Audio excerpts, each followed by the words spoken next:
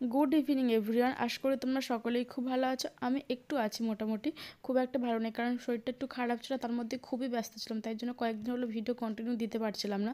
তো তাই জন্য আমি একটু একটু করে ভিডিও ক্লিপ রেখেছি, সেগুলো তোমার সাথে আজকে শেয়ার করছি। দেখলে যে তোমার কত কিছু খাবার মানে আমার মা পাঠিয়েছে সন্ধ্যাবেলা, তোমাদের দাদাভাই এসেছিলো তাই জন্য। তারপর দেখো মায়েদের ওখানে কালী পুজো হচ্ছিল, তো মা নেমন্তন্ন করেছিল। অন্যবার আসা হয় না, যেহেতু তোমাদের দাদাভাই বাড়ি থাকে না, তো যেহেতু এইবারেও ছিল তাই জন্য দেখো চলে এসেছে। আর এখানে না মানে খিচুড়ি ভোগ মায়ের প্রসাদ খাওয়ায়, খিচুড়ি আলুর দম চাটনি মধ্যে এরকম খাওয়ায়। তো প্রত্যেকবারই মা গল্প করে। আর মা যেহেতু মানে এখানে নতুন বাড়ি করেছে, তো আগে তো বেশি দিনের নয়, মানে বেশি পুরানো নয়, খুবই অল্প দিনের। তো তাই জন্য আমরা আসা হয়নি 2-3 বছর। তো এই বছর প্রথম এসেছে, তো খুবই ভালো লাগে দেখতে যে কত লোকজন। আর মানে বহু দূর দূর থেকে মানুষ আসে এখানে প্রসাদ খেতে। আর দেখো এখানে জমির মধ্যেই যেরকম তিরপল পেতে দেয় দিয়ে খাওয়ায়।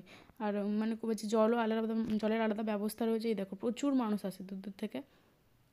তো দেখো আমরাও খেতে বসে গিয়েছি, এই যে এত লোক এসেছে।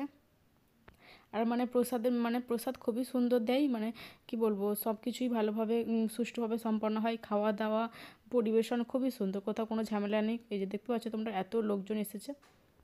তো আমরা বাড়ি আসবো বলে জন্য তাড়াতাড়ি খেয়ে নিয়ে চলে আসছি, আমরা বেশি লেট করছি না। আর যেহেতু ঠান্ডা ঠান্ডা আছে, বাইকে করে যাবো, একটু ঠান্ডা লেগে যাওয়ার ধাত আছে আমার। তো তাই জন্য এটা দেখো তার পরের দিন সকালবেলা। তো তোমাদেরকে বলেইছিলাম যে কয়েকদিন মানে কিছুদিন ধরে যে আমাদের মানে সিংহাসন অর্ডার দেওয়া আছে, তো দেখো ফাইনালি ডেলিভারি দিতে এসেছে। মানে পাথরের সিংহাসন, তো তাই জন্য একটু এইরকমভাবে পুরো তো একসাথে আনতে পারবে না, এরকমভাবেই নাকি ডেলিভারি হয় হাফ হাফ করে। তো দেখো এরকমভাবে হাফ হাফ করে এসে এবার ঘরে এসে জুড়বে। ইয়ে দেখো সিংহাসনটা তোমাদেরকে ফাইনালি দেখাচ্ছি সিংহাসনটা কেমন দেখতে। এই দেখো এইটা হচ্ছে ফাইনালি ওরা মানে এ দেখো জোড়ার পরে ঠিক এইরকম দেখতে হচ্ছে। কেমন হচ্ছে সিংহাসনটা অবশ্যই কমেন্ট করে বলবে যে সিংহাসনটা তোমাদের কেমন লাগছে। আমার তো খুবই সুন্দর লেগেছে বলে তাই অর্ডার দিয়েছিলাম। আর ফোনের সাইজটা কীরকম লাগছে না, কিন্তু মানে অনেকটাই বড়, মানে আমাদের যে মানে যতটা জায়গা ছিল পুরোটাই কভার হয়ে গেছে। তোমরা দেখতেই পাচ্ছ এখানটাতে ঠাকুর মানে রাখতাম আগে, তো এই জায়গাটাই পুরো কভার হয়ে গেছে। আর খুবই বড় আর খুবই সুন্দর। আর সিংহাসনটা না মানে পাথরের গুঁড়ো ভর্তি, তো তার জন্য আমি একটুখানি মুছে নিচ্ছি ভালো করে। ওরা তো এত কিছু পরিষ্কার করে দেয়নি, গুঁড়ো গাড়া সব লেগে গেছে, যে দেখতে পাচ্ছ পুরো ধুলোর মতো পাথরের পুরো সাদা সাদা পাউডার হয়ে আছে। তো তারপরে দেখো দুপুর মানে একটু সন্ধ্যেবেলা হয়ে গেছে, তারপরে খাবার দাবার করছি, যে আলু ভাজা করেছি, বাঁধাকপি তরকারি ছিল। আর তোমার দাদাভাইকে বলেছিলাম গরম গরম রসগোল্লা আনতে, মানে সন্ধ্যের বেলা তো আমাদের দোকানে এদিকে হয় সন্ধ্যের দিকে গরম গরম রসগোল্লা, তো ওকে বলেছিলাম বুঝলে। খাওয়া দাওয়ার পরে দেখো এখন বাজে প্রায় 10টা বাজতে 10 মিনিট বাকি আছে। আর ও বলছে যে আমি এই সাদা সাদা পাথরগুলোই যেগুলো মানে বর্ডার বর্ডার করা আছে এগুলোতে লাল তেল রং করবো। এই দেখো করতেও বসে গিয়েছে। আমি বললাম করো, ভালোই লাগছে সাদার উপরে লাল করতে। তো তোমাদের কেমন লাগছে তোমরা অবশ্যই কমেন্ট করে বলবে। আমাদের তো খুব ভালোই লাগছে, তোমাদের শেষ পর্যন্ত দেখাচ্ছি যে এটা মানে লাল রং করার পর কেমন দেখতে লাগছে। ও আগে প্রথমে ওংটা করে নিচ্ছে, বলছে আগে ভেতরেগুলো করি, যতক্ষণ না মানে ভেতরটা না রাখলে তো আমি তো ঠাকুর রাখতে পারবো না। আর ওরও তো কাজ থাকে, আরও অন্য কাজ অনেক কিছু, তাই জন্য বলছে আগে ভেতরটা করি তারপরে ধীরে ধীরে বাইরেটা করবো। তো দেখো ফুল কমপ্লিট হয়ে গেছে, আজকে আমি ঠাকুরও বসিয়ে দিচ্ছি, তোমরা দেখতেই পাচ্ছ। তো মানে রং করার পরে কেমন লাগছে অবশ্যই কমেন্ট করে জানাবে, আর সিংহাসনটা কেমন হয়েছে অবশ্যই কমেন্ট করে জানাবে। তারপর দেখো আমি সেই ডয়ার দুটো রং করে ওপরেই তুলে রেখেছিলো, তো ওইটার ভেতরটা মোছা হয়নি, শুধু পাউডার মতো সাদা সাদা। তো ওইটাই ভালো করে মুছে তারপর ডয়ারটা পরিয়ে তারপর আমি ঠাকুর রাখবো।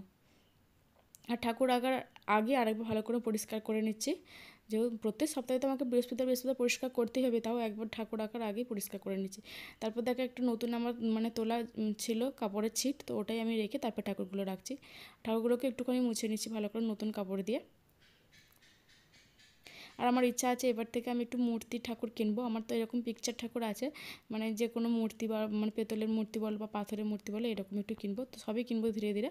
তো চলো তোমরা ভিডিওটা কন্টিনিউ করো, আশা করি তোমাদের ভিডিওটা ভালো লাগবে। যদি আমার ভিডিও তোমাদের ভালো লাগে তাহলে ভিডিওতে একটি লাইক করে চ্যানেলটা অবশ্যই সাবস্ক্রাইব করে রেখো। আর আমাদের ভিডিও তোমাদের কেমন লাগে অবশ্যই কমেন্ট করে জানাবে। তো চলো তোমাদেরকে দেখাচ্ছি যে ঠাকুরগুলো রাখার পরে সিংহাসনটা কেমন লাগছে। এতদিন পর আমাদের মানে আমার ঠাকুরগুলো ঠিকঠাক জায়গায় বসলো। মানে অনেক দিন ধরে চেষ্টা করছি সিংহাসন কিনবো। একবার প্রথমে ভেবেছিলাম যে কাঠের সিংহাসন কিনবো, তারপরে আবার ঠিক হলো পাথরের সিংহাসন কিনবো। কতবার দেখতে গিয়েছি, অর্ডার দিয়েছি, শেষমেশ আজকে হলো। এ দেখুন ঠাকুরগুলো বসিয়ে দিচ্ছে, পরিষ্কার করা হয়ে গেছে, এবার বসিয়ে দিচ্ছে। এই কদিন বাদে এবার শিবলিঙ্গ কিনে আনবো। আমার শিবলিঙ্গ কিনে মানে ঘরে রাখার খুব শখ ছিল, তো আমার জায়গায় সিংহাসন যেহেতু ছিল না তাই জন্য আমি কিনে নিই। এবার সব ধীরে ধীরে কিনবো একটু একটু করে। কটা থালা বাসন মানে থালা বাটি গ্লাস এগুলোও কিনবো, ওগুলো আমার নেই কিছু। তো একদিন বেরোবো, গিয়ে ওই সমস্ত ঠাকুর আর থালা বাটি গ্লাস এগুলো কিনে আনবো নকুনদানারে দেওয়ার জন্য। তো আমার যেহেতু ওইরকম ছিল তাই জন্য আগে সব কিছু কেনাই হয়নি। তারপর দেখো ফাইনালি তোমাদের মুছে তারপর ফাইনালি তোমাদের দেখিয়ে দিলাম। এই দেখো সিংহাসনটা এরকম লাগছে। আর এই দেখো ঠাকুরগুলো রাখার পরে এরকম। তো তোমরা অবশ্যই কমেন্ট করে জানাবে যে সিংহাসনটা কেমন হয়েছে আর কালার করার পরে কেমন লাগে।